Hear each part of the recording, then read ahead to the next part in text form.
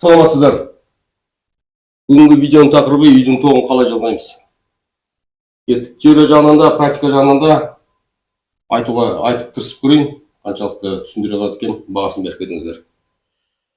Разбет коробка бірінші. Салып қояйық, разбет коробка. Үлкен қылып салайық. Разбет коробка өзі алақандай нәрсе ғой мынандай. Осының ішіне тоқ жинаймыз. Сол үшін үлкен қылып салдым. Мына үлкен комнатаға болғаннан кейін екі лампы салдым. Мына жерде двойной включатель, мына жерде розетка. Енді мына жерде тұрады. Мына лампа, екі лампа. Мына включатель. Мына жерде тұрады. Мына розетка. Мына жерде тұрады. Адамдар екіге бөлінеді екен. Теория жағынан оқытқан кезде жақсы түсінетін болады екен. Кейбір адам екіншісі түсінбейтін болады екен. Практикасына келген кезде теория жағынан жақсы түсінген адам практика жағынан істей алмайды. Теория жағынан оқып түсінбеген адам практика жағынан келген кезде жақсы түсініп кетеді екен. Сол үшін мынаның бәрін көрсетіп жатырмын да, түсінікті болу үшін. Енді тоқ қайдан келеді бізге? Тоқ бізге столбының басынан келеді. Олай қарай тоқ салып қояйық. Мынаны плюс деп алайық, мынаны минус деп алайық. Мынаны былай салайық. Мынаны былай салайық. Мынау плюс, мынау минус. Мына жерден екі тоқ келеді. Мынау плюс дейік, мынау плюс дейік. Мынау минус дейік, мына жағын плюс дейік. Мына жақтағы мынау плюс болғаннан кейін бұл екеуі жалғанады,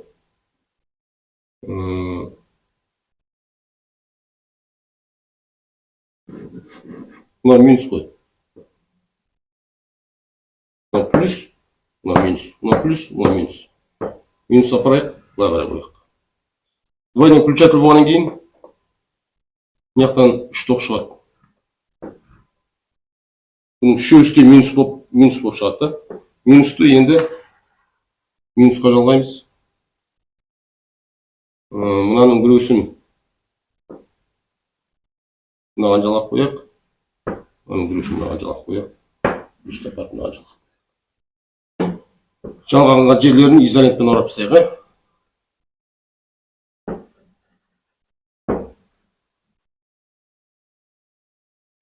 Енді қосып көрейік. Мынаны плюс дейік, мынаны минус дейік. Мынаған. Розетка қосылып тұр. Телевизорды қоссаңыз істейді деген сөзді. Енді мына жерден минус барды. Мына жерді қоссақ, ол минус болып қайтадан шығады разбет коробканың ішіне. И мына жақтан лампының минусы келеді, екеуін қосамыз. Мына жақтан плюс прямой қосылып тұр. Былай қарай. Мынаны қостық. Минус мына жерге барды. Плюс пен минус реакция беріп свет жағында. Екінші тура солай. Минус болып минусқа қосылды, минус болып шықты. Разбет коробкаға барды. Лампының минусына жалғанды. Мына жақтан плюс барып тұр. Мына жанып тұр. Жаңа бір жерден қателесіп кете жаздады, тоғырып кете жаздады. Мына жерден минус пен плюсті. Сіздер қарап отырыңыздар. Қате болса қате деп айтыңыздар. Енді мына жерден бір разбет коробка. Мына жерден біреу. Бұлай, мынау плюс, мынау минус. Мына жақтан екеу барады. Мына жерден лампа, екеу барады. Мына жақтан плюс. Мынаны плюс деп қояйық, мынаны минус деп қояйық. Плюске жалғанады. Минус барады да, мынаған жалғанады. Енді мына жерді қосайық. Мына жерді қоссақ, включательді бассақ. Минус болып барды да, сол минус болып қайттан шықты. Лампының минусына жалғаймыз. Лампаға минус болып барды да, мына жерден плюс пен минус тоқ жанды деген сөз. Енді мен электрик емеспін. Мен Казгасаны бітіргем. Құрылысшымын, инженер-строитель. Мынандай объект алып, электричество жағын ешқашан жасағам жоқ.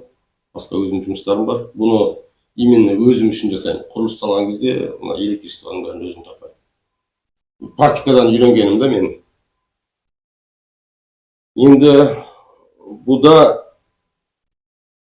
мен тек қана қосуын ғана айттым. Мынаны да плюсты да минусты да бәрін қосуын айттым да.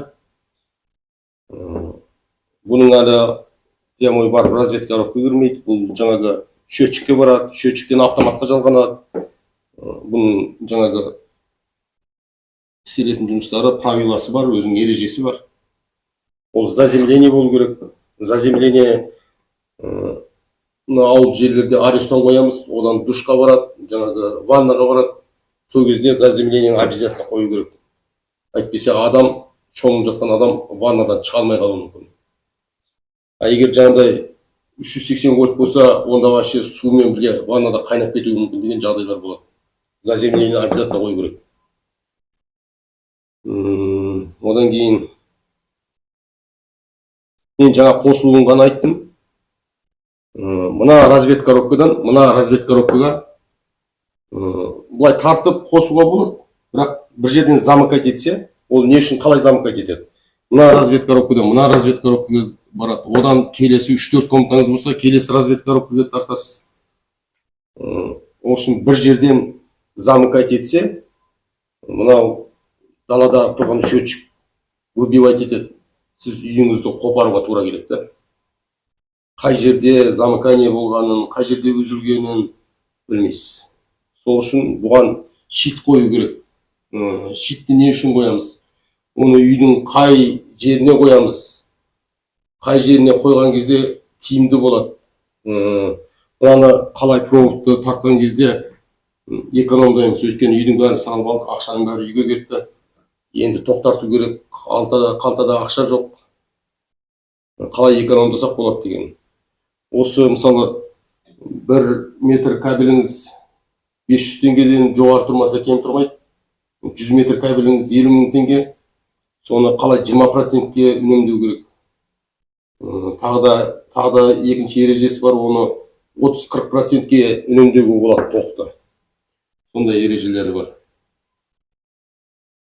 Енді видео ұнап жатса каналға қосылыңыздар, лайкты басыңыздар, қоңырауды басыңыздар. Сұрақтарыңыз болса комментарияға жазыңыздар. 3-4 былай санап көрдім. 7 кнопка басылу керек екен. Басады екенсіздер. Жақсы, жаман деп қана жазу үшін. Лайк қойып, комментарияға жаңағы жақсы, жаман деп жазу үшін. Сол үшін қолдап менің каналыма тіркеліп кетіңіздер. Жақсы, сау болыңыздар. Келесі мына пеш туралы болады. Ауыл жерде жазда ең жаңағы еңбекті қажет ететін сондай өте жақсы пештің схемасын көрсететін боламын. Даже пеш жаққанда газовый пешке спичка тастағандай қылып жағып көрсетемін. Схемасын сызып көрсетемін. Комментарияға жазыңыздар. Сұрақтарыңыз болса. Сау болыңыздар.